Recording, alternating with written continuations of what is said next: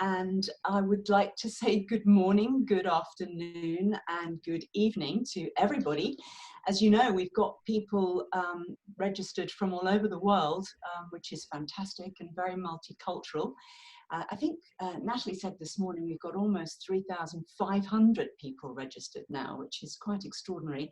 And a lot of people have taken an interest in this session on neuroscience. So on behalf of the Synergy Global team and the wonderful partner that we've got with Open Door Coaching Group, we welcome you to this keynote session. And I'll just go to the next slide, Shirley, please, just to do the acknowledgement. Yes, and I'll do that. Thank you very much. Acknowledgement of country.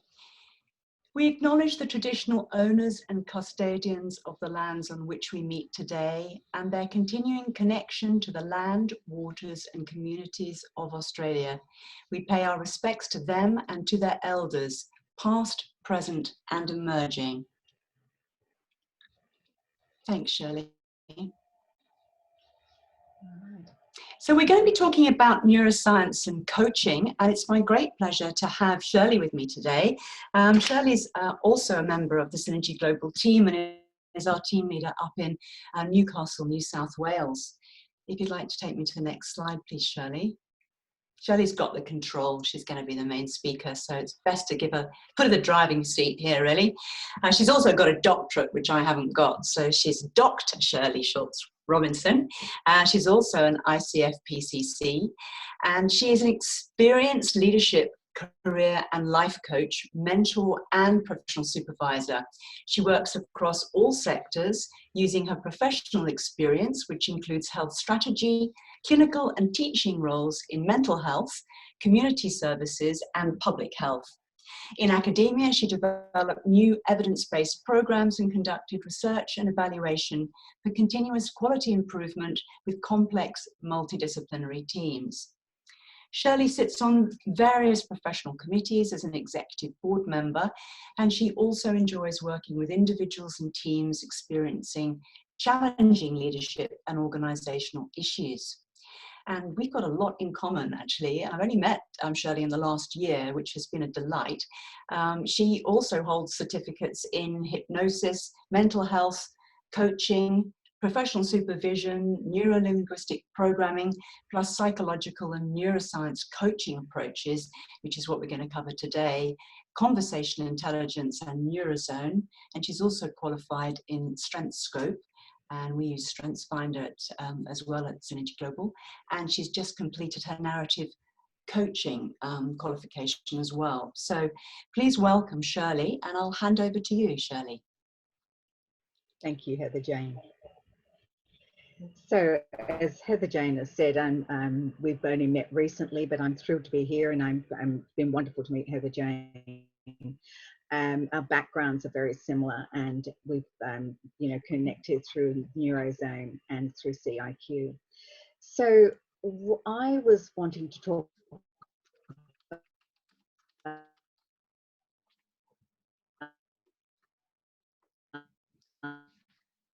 I've got a bit of buffering there. I don't know if anybody else has.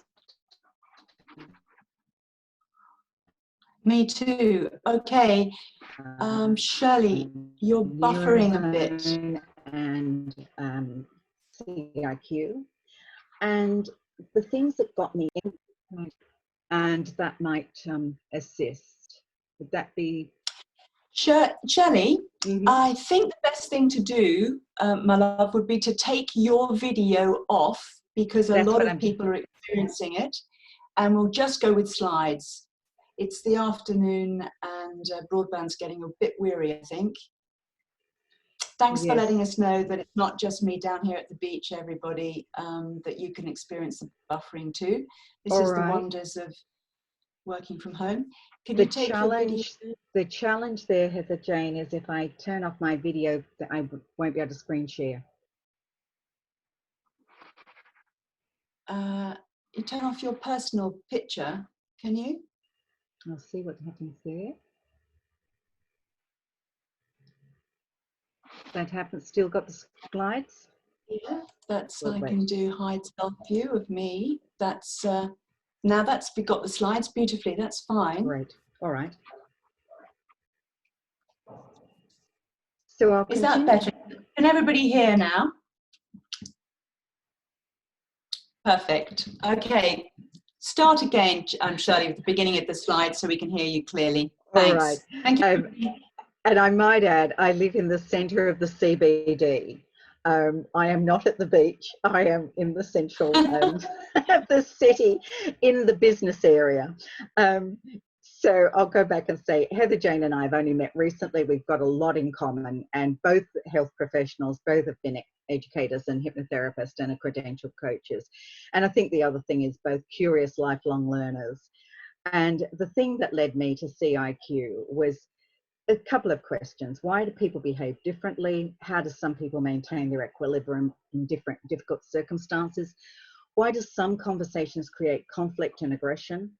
And what can we learn to build trust and partner more effectively with everyone? And I might add that my background, as already been mentioned, is in mental health. And so when I first started working in mental health, and that was a long time back, the thing that I realized was that I had managers who behaved very differently. The way in which they behaved impacted on the staff that I worked with, and it impacted on the patients. And that is something I've seen throughout my career, and the same in education. So those questions were what led me to study C-IQ and then to Neurozone. So I'd like to know what questions you have and what you're curious about. And if you'd like to pop those into the chat, that'd be really good.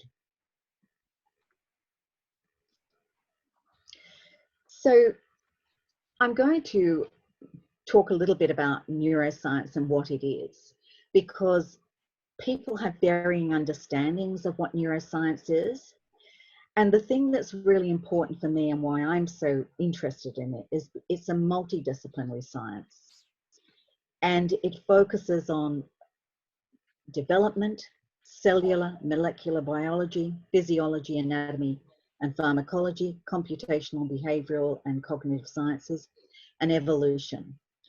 And some of the real leading lights in this area outside of coaching are people like Lipton, if any of you are interested in looking at some of his work, and Bessel van der Kolk. And what they talk about is the fact that everything that we experience, we retain the memory of it at a cellular level. And that is really important for coaches, and it's really important for other people who work in education, in health and other services. So let's have a look at some of the concepts that are relevant to practicing coaches. Neuroplasticity. Now, I don't know about anyone else, but when I heard people saying, well, you know, the brain is fixed and nothing changes, and you have what you have, and it just doesn't change. Whereas if we injured our bodies healed, and we found that, you know, parts would grow back on occasion. But neuroplasticity is really important, because what it means for us is that the behaviors that we carry out every day actually develop neurons, neural connections. And if we do things that are really positive, then we develop more and more neurons that enable us to behave in that way. If we are depressed, miserable, distressed, again, the behavior that we repeat all the time develops neural connections that have implications for how we see the world and how we react and respond in the world. And one of the things that was most important for me in terms of understanding neuroplasticity and the brain's capacity to do things differently to what we had understood in the past was seeing a scan of someone who had hydrocephalus, not a terribly severe case in terms of visible impact. But when they did this visualization of the brain, they found that parts of the brain that ought to be functioning were black. There was no activity there. And the brain had taken up all of the different responsibilities for that part of the brain that wasn't working, And so the person was a PhD student whose brain looked like they should not have been able to do a whole lot of things. So it's really fascinating what's happening at the moment with the developments in that area.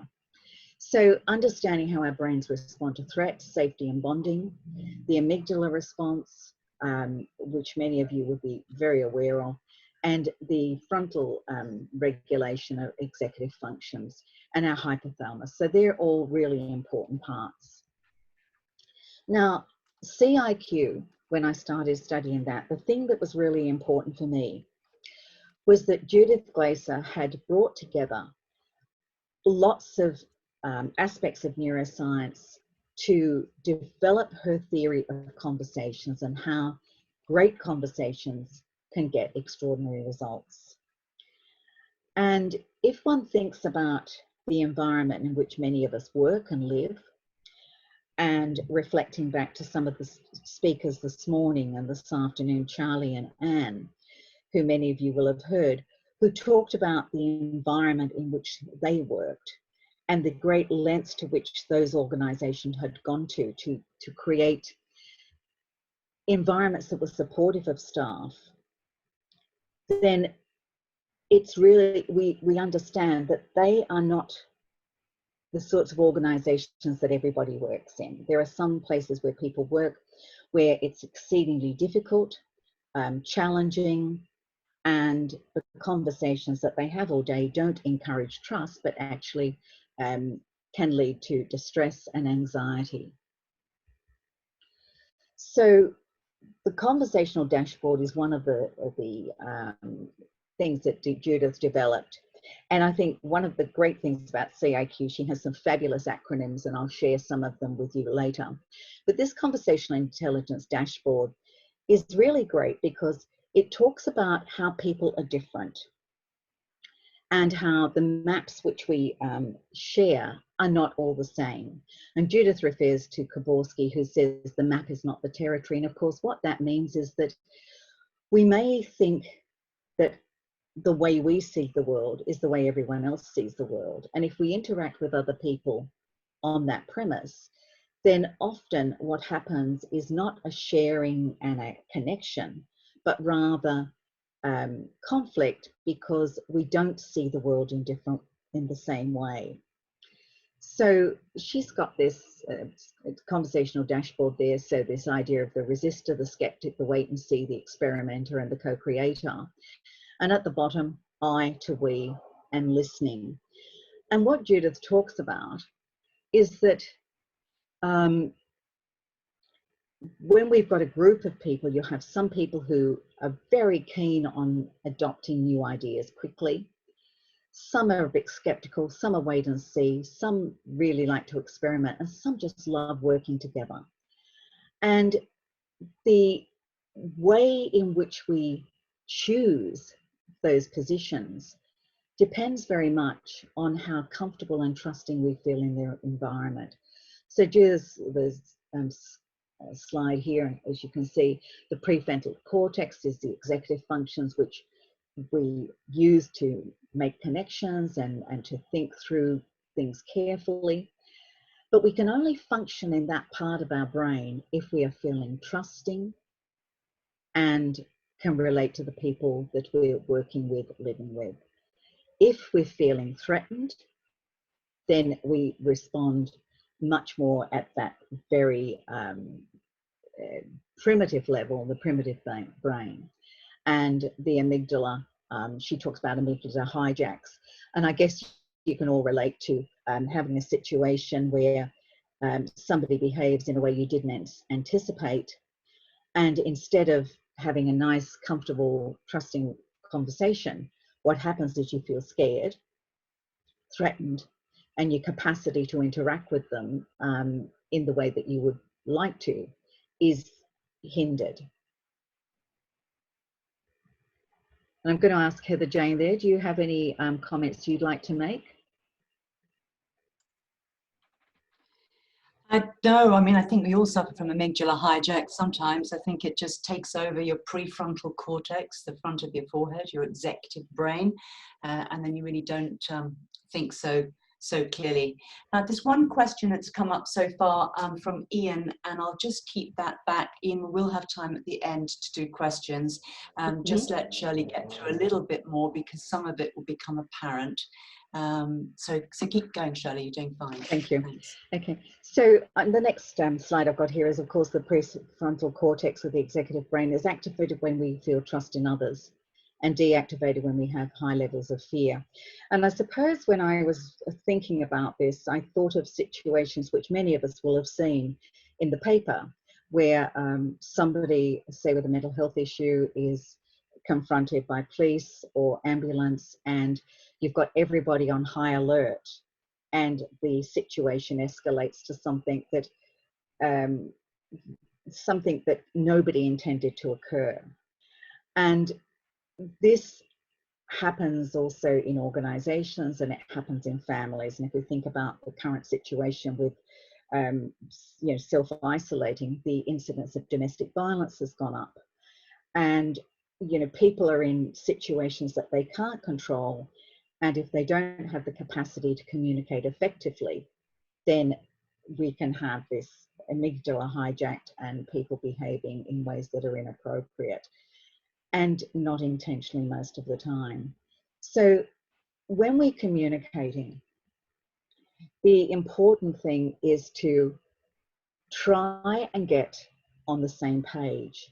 And that isn't always as easy as we would like. Judith makes the comment of change one thing and it changes everything. And I'll come back to that point later.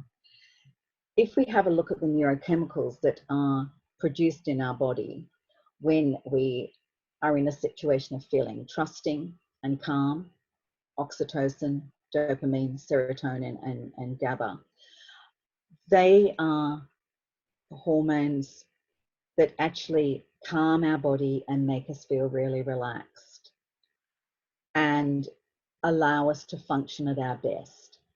If we look at the other side with the arousal and stress, the cortisol, adrenaline, and noradrenaline, they're the hormones that flush our body with chemicals and make us feel hyper alert. And if we're being chased by a bear, that's terrific.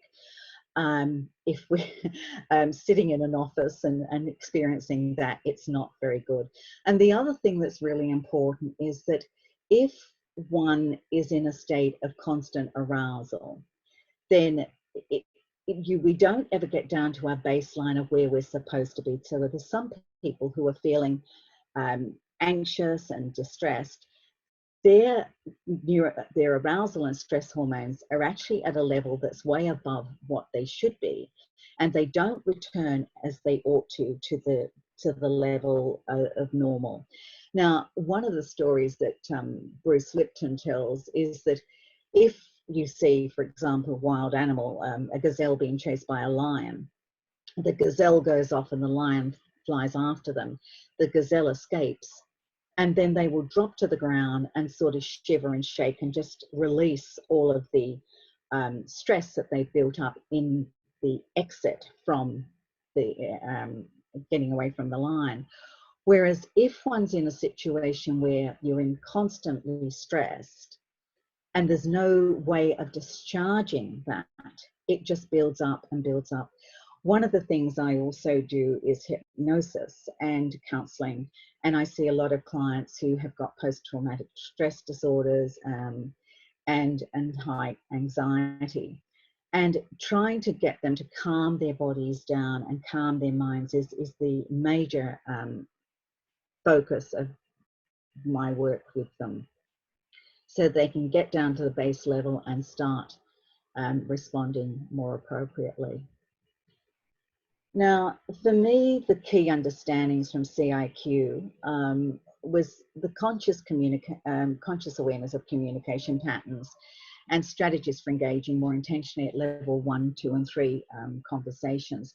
Now, if I go back to the point I made about being stressed, and I'd ask you to think about a situation you've had in a work environment or a home environment where you've started off a conversation about something that really matters to you, but the way in which you've phrased something has been misinterpreted by the other person.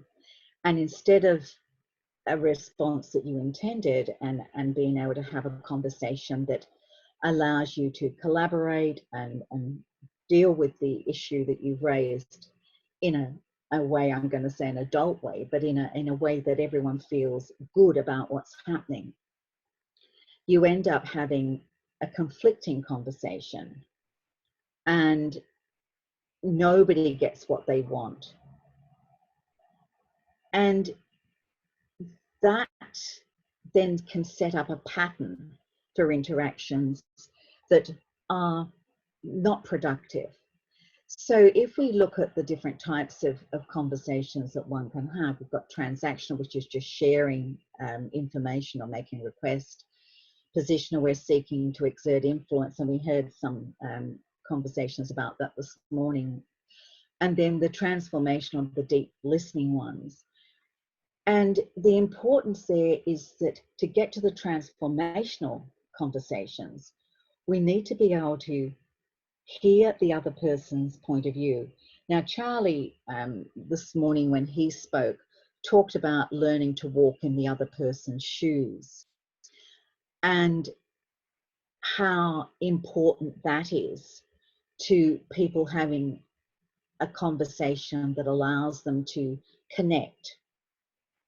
And one of the important things about C-IQ was getting people to think about how they posed the issue, how they constructed sentences, and what words they used.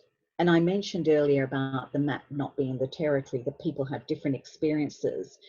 And the words that we use, we may think, and I tend to use, coming from England, I tend to use some words very differently to how Australians understand them.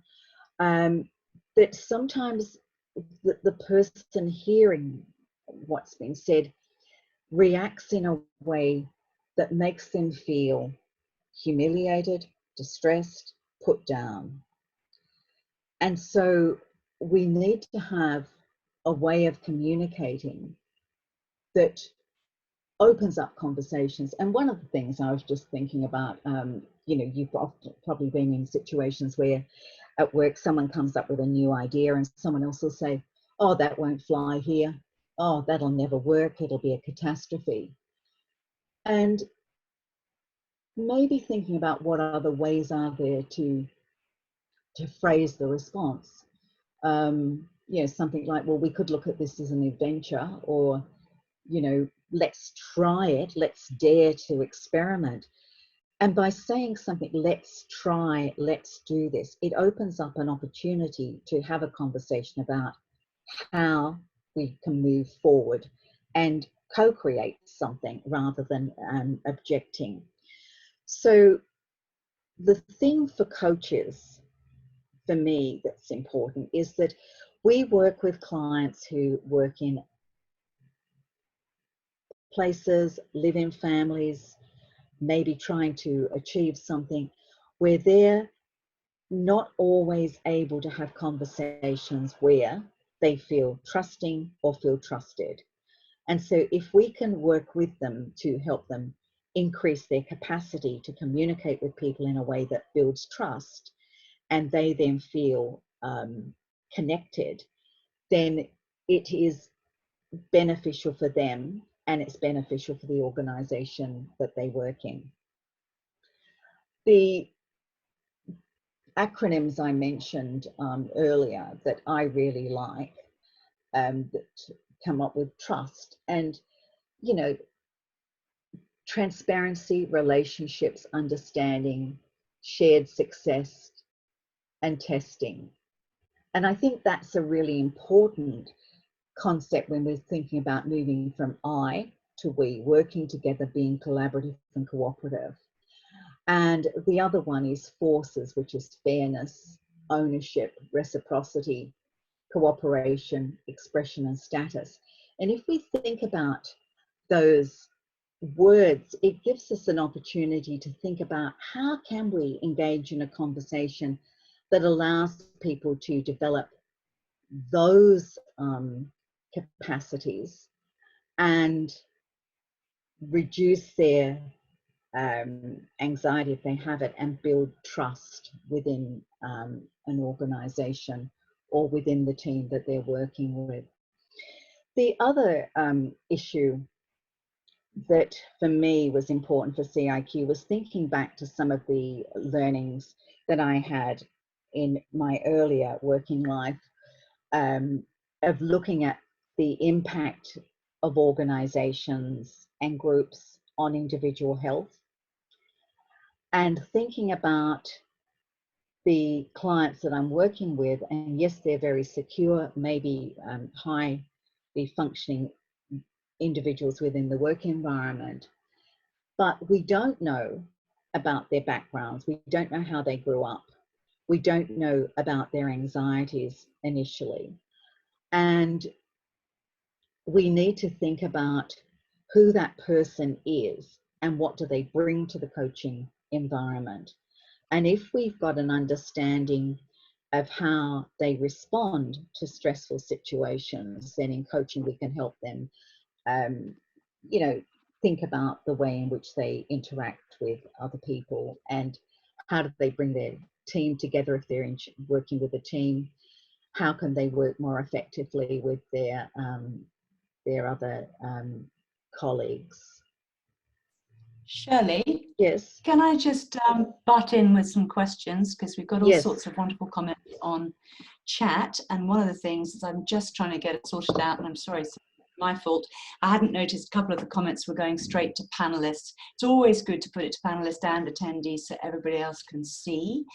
Let me just scroll up. The first one came from Ian. I think we've got about 3. Are you okay, Shirley, to take these Yes, just certainly. now before we get a bit further? Just a bit of interaction.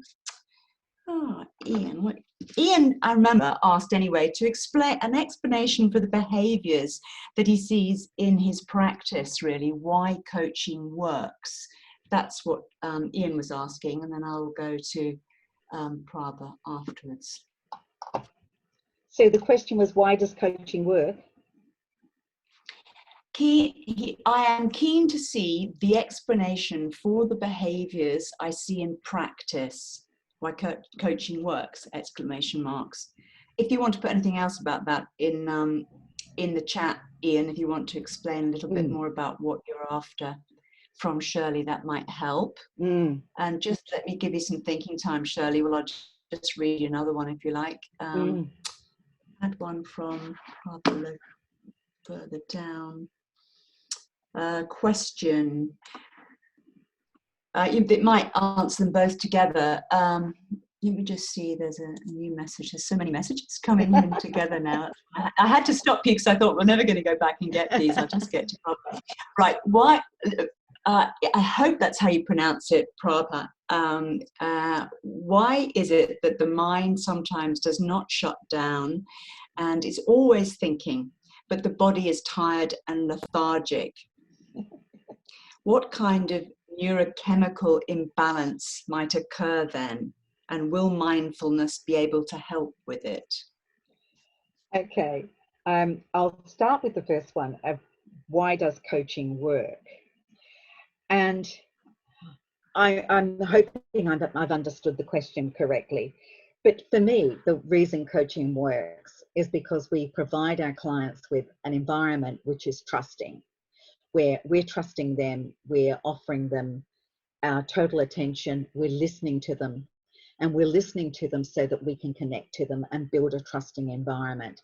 And for many people, that coaching relationship is the only one that they have, where they feel fully accepted and able to explore what's happening for them, explore what they want to do for themselves, how they want to improve. Maybe they want to develop more I'm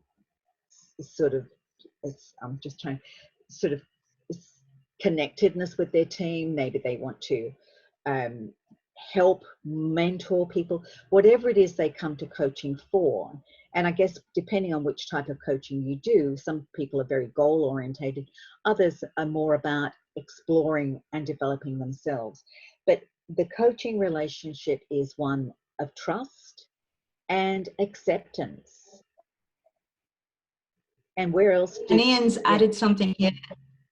He's actually said, we know that if people choose their own goals, they're more likely to succeed. Mm. So it's about ownership as well. Yes, and one of the things I was going to mention earlier, and being preoccupied with time, I missed, but there's a wonderful study in psychoanalytic literature by Tom Main, who back in the 40s was a psychiatrist working in the army, in the British Army. And he was the person who developed the concept of group therapy, or worked with people who developed group therapy within that environment.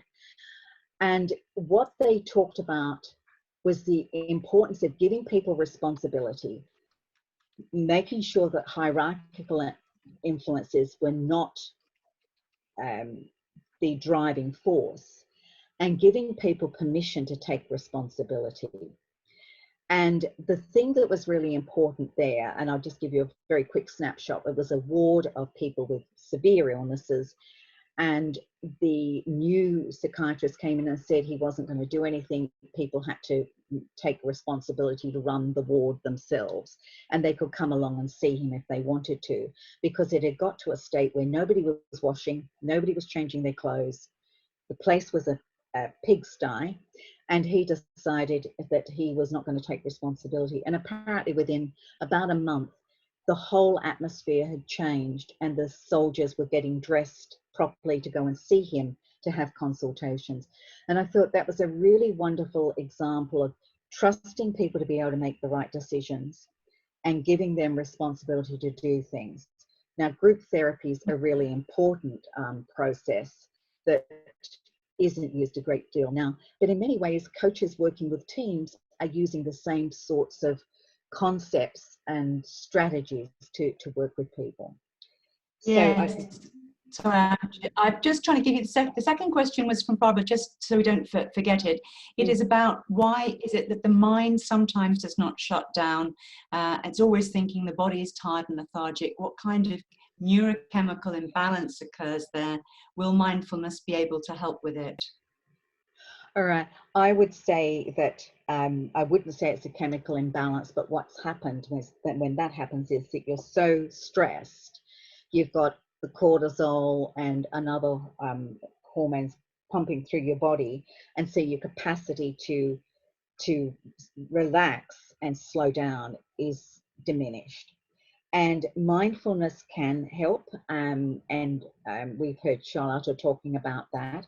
Other things that I would suggest are also physical activity and also hypnosis. And you can use self-hypnosis, but it also is very useful in calming the mind down and allowing you to let go and go to sleep. And that's a very unpleasant place to be in. Okay, I'm just need to see. I think you keep going. Yep, there's lots of chat and comments, but that's the questions for now. Keep going, Shirley. All right, thank you, people. So the conversational intelligence, as I said, I found very useful. I found many of the strategies that Judith had developed really useful and interesting, and I've used them.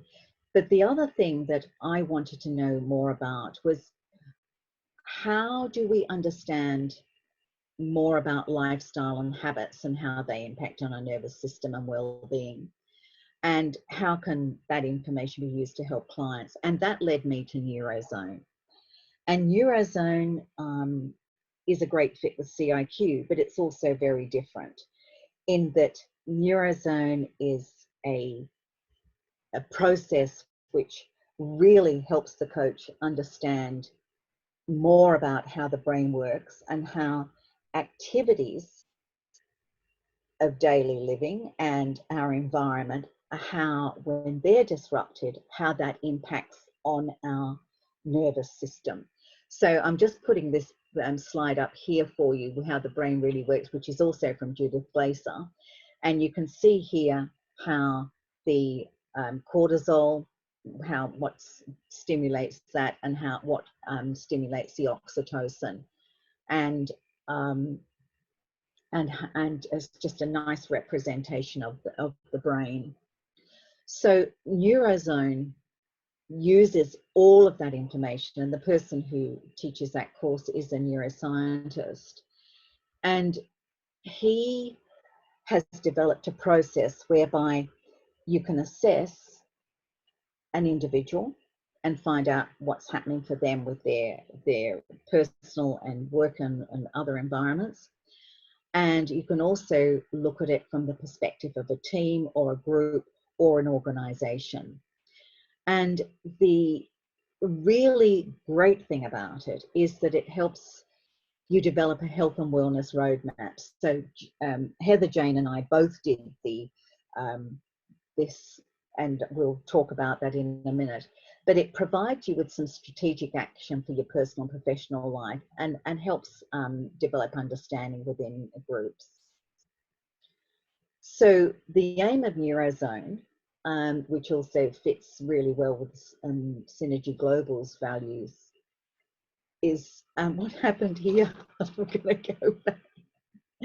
I don't know what happened there, Heather Jane. I'm just going to... Don't worry, just get back to the right slide. That's absolutely fine. You just press something, it's scooted off. Can you still hear me, Shirley? Yes, I can. I'm just going to get your slides back, and I'll have a quick look at chat here. I can just take over for a minute. So Leanne, thank you. Leanne mentioned that long-term stress taxes the adrenal glands and can result in depletion of cortisol, yes. Which causes constant fatigue. It certainly does. I was just typing something in actually about if anybody wants to look up gamma aminobutyric acid, GABA, which was on one of our earlier slides. That's also about heightened neurological awareness, yes. And a heightened state. It's another neuro transmitter. I've just popped it in there, which you can Google as well. When you can't switch off your mind, and that links as well to trying to use the breath work that we've been talking about in earlier sessions for mindfulness. Yes, and I'm just going to go through. You concentrate on the slide, Shirley. You just get back to where you were. That's okay, fine. Thank you. Anybody else got any particular questions? Because I know we're moving from conversational intelligence to Neurozone, and I know a lot of the people I can see on chat have actually studied conversational intelligence, and I've got a question for the chat room really, to say, how are you using C-IQ in your coaching, and what sorts of results are you getting?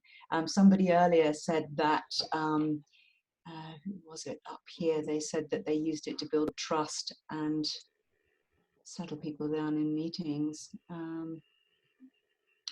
Gosh, you're scrolling up, there's so many different people who said this. Sam said diet is incredibly important with cortisol reduction, as low blood sugar episodes cause constant cortisol output. You're right. And you talked in your session, Sam, about cortisol putting on that tummy weight, which we're all trying to avoid. Yes. and I'm just, it's all right, I'm just, the slides just concentrate on the slides. Yeah, just concentrate on the slides. Vanessa, I know that you did some conversational intelligence training, and you've been doing a lot of coaching in healthcare at the moment. So you said that you're using C-IQ with health executives who are very stressed, and it helps them become less reactive. And I know that you've been working with the COVID-19 helplines and things up in Canada recently. And Andy says, oh, hi, Andy. Hi there from Melbourne. Using it almost every coaching session. This is C-IQ. When people have even small understanding of the neuroscience, it can help so much. Yes, I think most people are beginning to get the basics of neuroscience now. There's so much on Netflix and television and people talking about it that people are beginning to get to grips with the basics of it. And so and it's interesting, so people like to hear about it from coaches, and they will often ask you questions. And Blanca says, how can you use Neurozone to help with trauma caused in the workplace? We'll get into Neurozone a bit more. Are you back to the right slide? Do you want to put it on slideshow? Yes, it's, I've no idea what happened there. There So you would you go. like to go back to that question? Shirley, let me just finish off chat and then I'll hand back to you here. So we've got, just bear this in mind as you go through the slides for Neurozone. How can you use Neurozone to help with trauma caused in the workplace? Ian's saying there's lots of good TED Talks too. Yes, great idea, Ian. Lots of TED Talks on neuroscience. Looks like Ro, it could be Rob, it's cut off.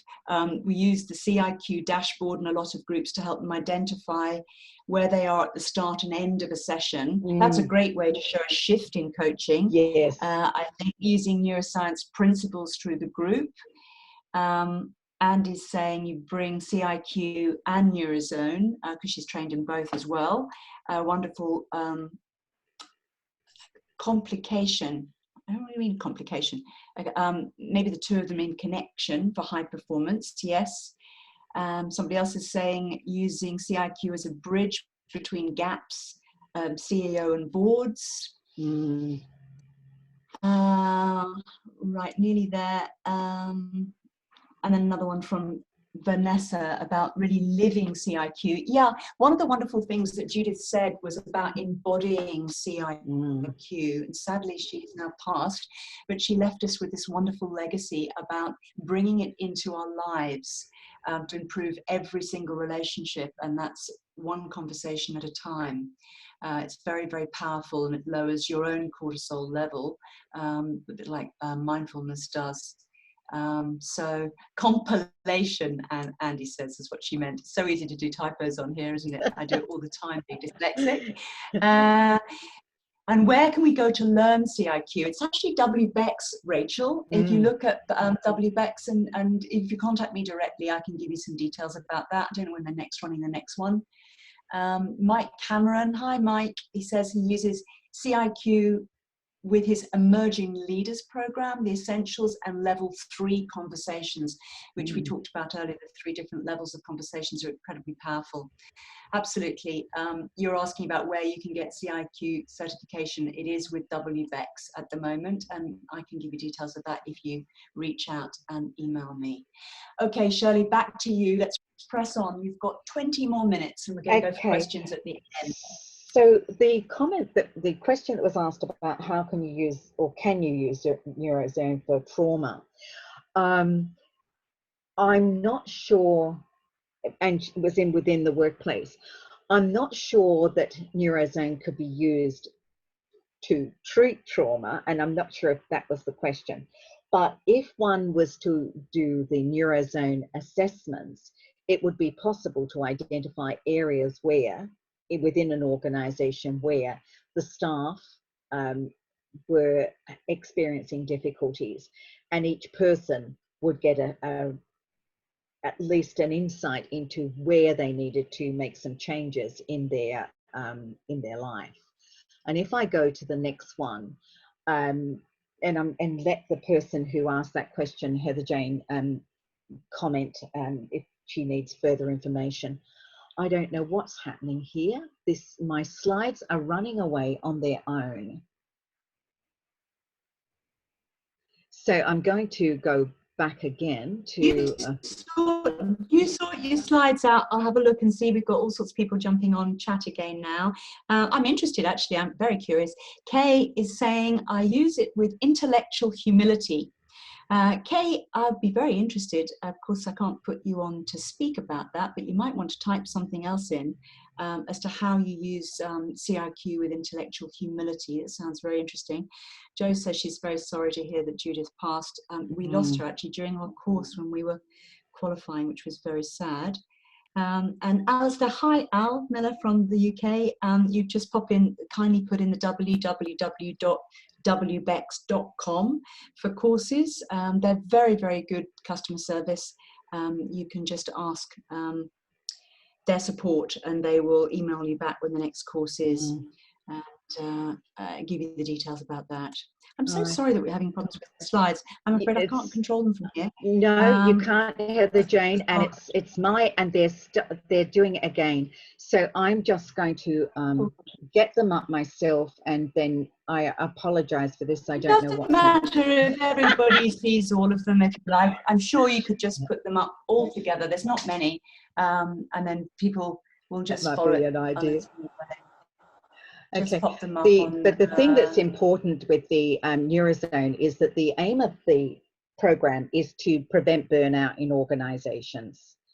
And the because of the doing the assessments, and I'm just going to go to this one here, that the whole aim of the Neurozone is to get high performing teams.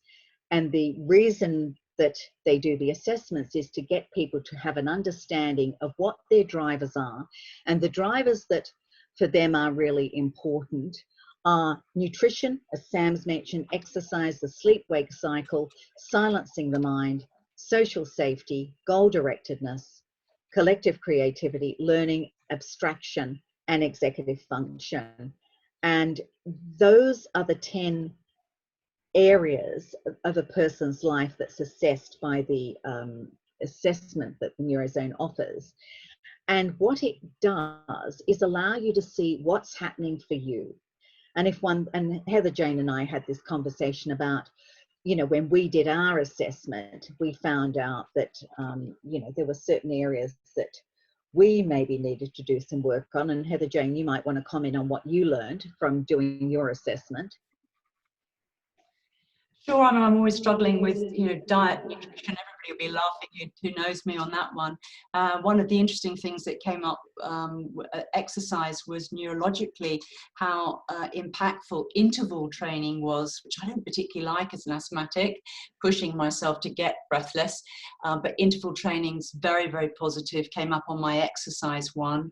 I was pretty okay with the sleep wake cycle, knowledge, silencing the mind. Silencing the mind I wasn't doing enough, and I've increased my mindfulness practice since I did Neurozone. I think that was probably the other big one for me, that little and often. And I know that Natalie shared her app earlier for mindfulness and silencing the mind. I actually use Headspace, which is another good app that you can use. And for me, the thing was, the silencing the mind for me was a really important one, because I can do it really well when I'm coaching. I can really focus, but the rest of the time I find that I'm often trying to do 3 or 4 things at once. And so it was a really useful thing to make me aware of. The other was the social safety, thinking about, you know, my environment and how lucky I am and to have such a wonderful, you know, group of people surrounding me who are really kind and inclusive and encouraging. And that social safety is really important, but for many people it's not something that they have. And you know, doing that assessment and finding out what the drivers were, I think, is a really useful one for people. So Shirley, I'm really yes. sorry to interrupt you just before you go to the next slide, love. Adam's just popped in and said that if you unclick use timings at the top, this could be a technical lesson for all of us, where the my cursor is, if you can see it, use timings, unclick that box, it stops the slide spinning. Okay. Put your cursor to the right. Keep it going to the right, bit to the right. No. Keep going to the right, further to the right, nearly there. Stop. No, in the middle. Use timings. It's the top little box. To the left of monitor. Okay. To the left. Yes. There you go. I've stopped it. Apparently Thank you very much. Works. Thank you very much, Adam, for being a technical guru for us. And yes, Ian says this view is okay for me, so don't worry about it. People are coping well. Okay, that's fine. And if I go back to this one, the organisations, if one was able to do assessments across individuals within a team, that would give you an idea of what was happening in that team from their personal perspective as well as from their work perspective. But if you were able to do it for the whole organization, you can actually identify where there are some gaps and where strategically you might need to intervene to get some high performance readiness. And that to me was a really important part of Neurozone. So the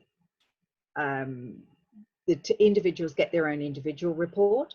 Teams can get a report if permission's given on every member. And then the organization itself can get a heat map, which would be able to identify certain areas and teams that needed more attention.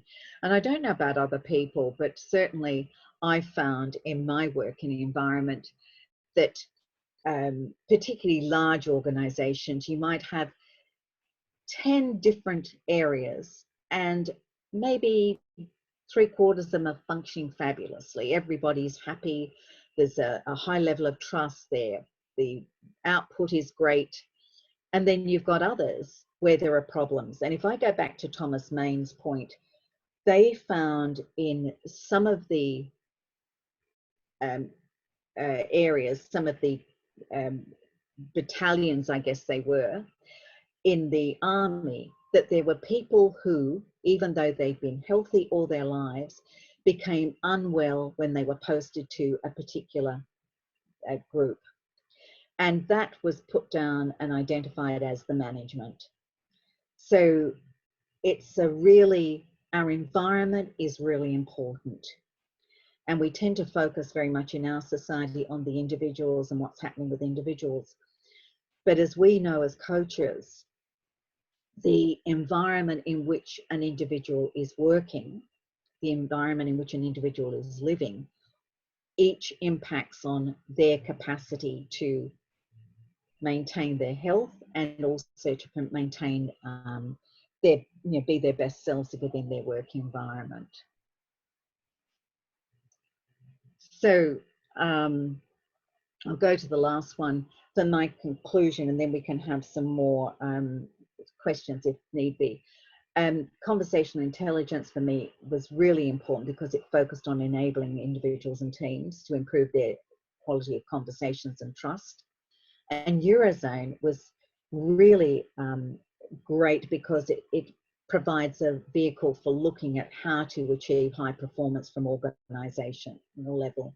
And both teams, I think, help coaches enable clients to make the behavioral changes that they need in their lives. So I'll hand over to you for comments there, Heather Jane. And any other questions? Yeah, yes, we've also got an offer as well. Just got a couple of interesting ones here. Adam says, what can we learn about this multitasking capability with regard to silencing the mind and focus? It used to be said that there was no such thing as multitasking and only task shifting. And what's the latest on this topic? I'm interested in hearing that too, because I know that women used to lord it over men because we always used to say that women multitask and everything else. And I've always valued diversity and said, but yes, isn't it great when you've got a killer saber-toothed tiger that men are so beautifully focused, and that's great on a board to have both those things. But you're right, Adam, there was some research saying, and Judith actually mentioned this, that you don't really multitask, that the brain is actually geared to doing one task and it is task shifting. So I don't know, do you know any new research on that or would like to make a comment, Shirley? No, I don't know of anything, but I used to pride myself on being able to knit a very complicated pattern while reading a book and watching television. I now realize I did both of them in the gaps in the ads. But the thing is, there are times when people need to be able to do several things at once. And I think it depends on what they are. And if one thinks about, say, the health environment, somebody has to be able to monitor a patient, but be aware of multiple things at one time, while also being aware of their environment. So I don't know, but I'm going to follow that up on the multitasking, because I think there's maybe something about the levels of what we're doing at the time that's important. That's great. Actually, Sam's added something. Sam from Synergy Global's here and has given a sciencedaily.com link for people to look about that research on women and men being both the same on multitasking. Thank you very much, Sam. That'll be Thank you, interesting to read. Sam. So that's your answer. I'm sure also if you Google it, you will get some information too. Monash University mindfulness courses, Mirabelle says, stated we task switch. Okay, thanks.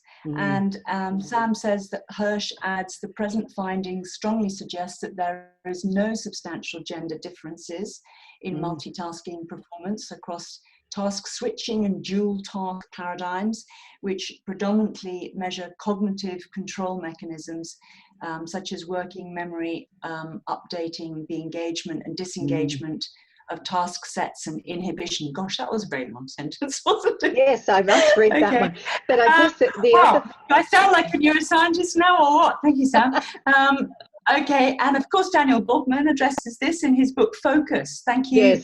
Yes, Again, okay, why don't we just go to the offer, because you've got the slides, and I think slide 20 is our last slide, and then we'll give people a chance in the last 5 minutes to ask any other questions. And I'll tell you a little bit, if you like, about Etienne, who is the author of Neurozone. Do you want me to speak to this, or are you going to speak to it? No, you speak Shirley? to it there, Heather Jane. Thank you. So we're trying to do offers for every single session throughout the conference, and we're going to be following up and sending an email with all the different offers. And some of the deadlines we've actually extended by a week. So Natalie and I were talking about this morning, that just because we've had such an overwhelming response to the conference, which is fantastic, it's going to take us a long time to follow up with all the different queries that people have come up with. This one says it will expire on Monday the 11th of May, which was this coming Monday, and it'll be a week later, and all the other offers you will get some follow-up because you've registered and Open Door have got your email address. They will be, because of privacy laws, actually contacting everybody on our behalf.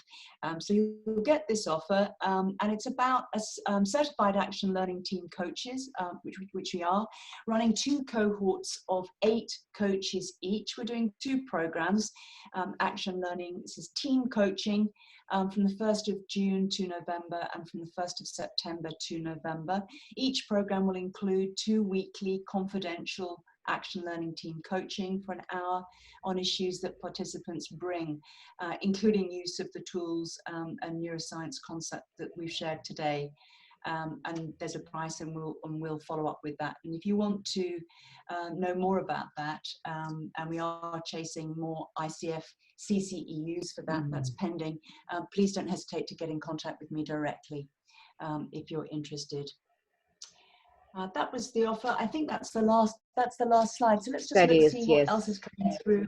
We've just got another 5 minutes, so at your service. Thank you very much, Sam. Kay says the quality of conversations can vary depending on the level of intellectual humility. Thank you for picking up on this. I did ask you earlier. I use intellectual humility as positioning.